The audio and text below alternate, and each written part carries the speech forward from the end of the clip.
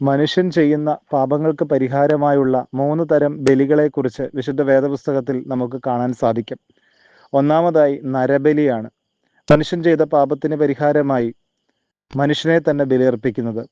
അതാണ് ഉൽപ്പത്തി പുസ്തകത്തിൻ്റെ ആദ്യ താളുകളിൽ അബ്രഹാം പിതാവ് തൻ്റെ പ്രിയപുത്രനായ ഇസഹാക്കിനെ ബലിയർപ്പിക്കാൻ തയ്യാറാകുന്നത്. വീണ്ടും മുൻപോട്ട് നാം പോകുമ്പോൾ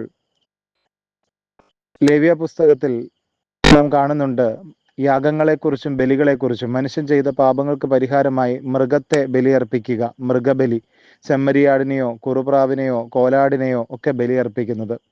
എന്നാൽ പുതിയ നിയമം വരുമ്പോൾ ക്രിസ്തു ഇതിനെയെല്ലാം പൊളിച്ചെഴുതുകയാണ്. സകല ബലികളെയും, മൃഗബലിയെയും നരബലിയെയും നീക്കി ക്രിസ്തു എന്ന കുഞ്ഞാട്, നമ്മുടെ പെസഹ കുഞ്ഞാട് അറുക്കപ്പെടുകയാണ് കാൽവറിയിൽ. അതിൻ്റെ ഓർമ്മ ദിനമാണിന്ന്.